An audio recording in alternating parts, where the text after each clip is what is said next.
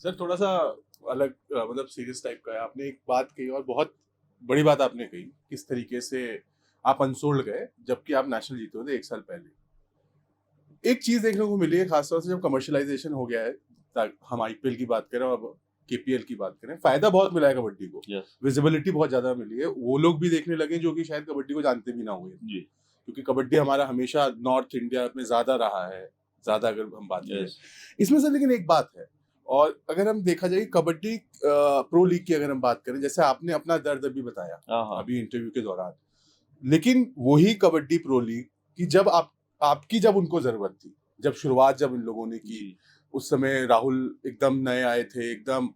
ताबड़तोड़ रेडे मार रहे थे, तो शायद आपको लगता है कि उस समय क्योंकि स्टार स्पोर्ट्स को खास तौर से प्रो कबड्डी लीग को आपकी जरूरत थी, तब आपके साथ अलग ट्रीटमेंट मिलता था, और अब जब आपका मतलब प्राइम बिल्कुल मैं नहीं कहूंगा खत्म हुआ है, अभी भी 31 के हैं आप, अभी 3-4 साल खेल सकते हैं आप आराम से, तो क्या ये वजह भी हो सकती है कि आप उनको नया फेस चाहिए तो राहुल को के साथ हम इस तरीके का बर्ताव करें जो उन नहीं लोगों ने किया? देखो, इसमें कोई स्टार स्पोर्ट्स का कोई लेना देना नहीं होता है, क्योंकि ये तो सभी ऑनर्स का होता है, टीम कोचों का होता है। पर मुझे कहीं ना कहीं ऐसा लगता है जो जितने भी कोच अभी नए नए आए हैं, तो वो कहीं ना कहीं किसी के नाम से या कुछ की, जैसे कि पहले कोई लेजेंड प्लेयर है, उसमें से कोई एकदम से नया प्लेयर आ जाए तो वो एकदम से किसी का खपता नहीं है। तो मुझे ऐसा लगता है कि जो प्लेयर जिसके बीच में मैं खेला हूँ, उनका नाम ना होने की वजह से मेरा नाम ज्यादा बड़ा हो गया, तो मुझे ये लगता है कि ये नाम बड़ा होना भी मेरे लिए एक समस्या बन गया। क्योंकि आप बहुत पॉपुलर रहे हैं, जी, मतलब इनिशियली जो मैं देख रहा था क्योंकि पहले से। जब मुझे याद है पहला सीजन मैं खेला था, तो बड़े बड़े अर्जुन अवार्डी प्लेयर थे, बड़े बड़े नाम थे उनके, उस बीच में मैं एक बेस्ट रेडर निकला था, और एक अलग ही मुझे नाम मिला था उस टाइम, पोस्टर बॉय। तो मुझे लगता है कहीं ना कहीं, और वो प्लेयर अब कोच हो गए हैं, तो मुझे ये लगता है कि जो मेरा जो नाम होना उनके ना, उनको वो पचा नहीं, उसको वो पचा नहीं से, तो इसलिए उन्होंने सोचा कि इसका यार जब भी जाते हैं कबड्डी में कोई नाम आता है तो राहुल चौधरी का ही लेता है। तो मुझे लगता है ये मेरा नाम ही मेरा दुश्मन बन गया, तो इसीलिए मैं शायद अनसोल्ड हो गया, क्योंकि सभी प्लेयर, एक्चुअली मैं यही तो मैं मेरे ये समझ में नहीं आता कि यार तू नेशनल अच्छा खेल के आता है,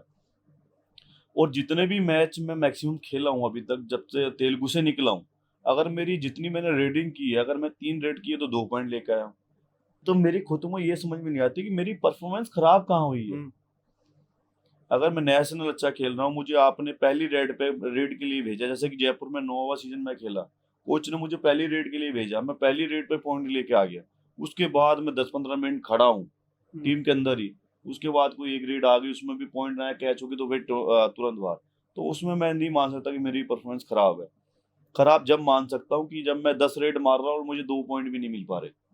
अभी जो करंट के नए नए प्लेयर्स हैं, जो बेस्ट रेडर रह चुके हैं और उस करंट में चल रहे हैं, वो 23-25 रेड मारने के बाद 5 पॉइंट लेके आ रहे हैं, तो वो भी अनसोल्ड होने लायक है फिर तो। और वही प्लेयर जब नेशनल में आते हैं तो वहां मैं बेस्ट रेडर निकलता हूँ, जहाँ की पूरी क्रीम बन के आती है। तो ये मेरे को मतलब पच नहीं रही थी ये टीम की, ये मेरे साथ क्या हो रहा है। तो इसलिए मैं सोचा कि नहीं, अब छोड़ देना चाहिए, प्रो कबड्डी मेरे लिए नहीं रही है। तो सर इसमें एक आखिरी बस सवाल मैं आपसे पूछना चाहूंगा कि यही बात मैं जो कह रहा था, मतलब कमर्शियलाइजेशन, प्रो कबड्डी लीग, फायदा बहुत हुआ स्पोर्ट्स को, लेकिन उस स्पोर्ट्स को खेलने वालों को कहीं ना कहीं, मैं ये नहीं बोलूंगा कि यूज किया गया, लेकिन उसमें ये हुआ कि बहुत सारे जो खिलाड़ी और खेल सकते थे कमर्शियल मतलब जी बिल्कुल बिल्कुल। वो क्या नहीं खेल पा रहे हैं सिर्फ इसी वजह से? ये बिल्कुल इसी वजह से आजकल क्या है कि अंदर खाने कहीं ना कोच की सेटिंग चलती है हर प्लेयर के साथ। जिस प्लेयर की सेटिंग अगर कोच के साथ होगी तो वो प्रो कबड्डी खेल रहा है। मैंने बताया बीच में कि ऐसे भी प्लेयर कबड्डी खेल रहे हैं प्रो कबड्डी में, जो सीजन मुझे लग रहा है 5-6 लगातार खेले और 5 ही पॉइंट नहीं होंगे उनके। ऐसे खिलाड़ी भी प्रो कबड्डी में खेल रहे हैं, हर बार अनसोल्ड नहीं सोल्ड होते हैं। तो ये आप इस बात से अनुमान लगा सकते हैं कि प्रो कबड्डी में क्या चल रहा है।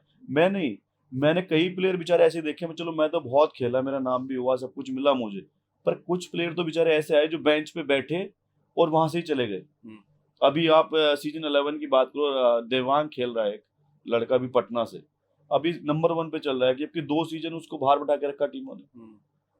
क्यों कि जो कोच कहेगा, कोच का अगर मैं अपना हूं तो मैं खेलूंगा, चाहे मेरे से बढ़िया प्लेयर पीछे बैठा हो। अगर कोच को मैं अच्छा लगता तो मैं ही खेलूंगा। इस आप भी मुझे लगता है कि प्रो कबड्डी में अगर जो कोच चाहे इसको हीरो बना सकता है, क्योंकि हीरो को जीरो बना सकता है। तो ये अभी कोच के हाथ में है, और जिसकी कोच के साथ ट्यूनिंग अच्छी है या उनकी सेटिंग बाजी अच्छी है, तो वो अभी भी खेलेगा, और जब तक खेलेगा, क्योंकि जब 4-5 सीजनों में 5 पॉइंट जिस बंदे के नहीं है, वो भी कबड्डी खेल रहे हैं, अभी तक अनसोल्ड नहीं हो पा रहे हैं। तो आप देख सकते हैं कबड्डी का क्या ये कोचेस क्या गेम खेल रहे हैं, पता नहीं, भगवान जाने।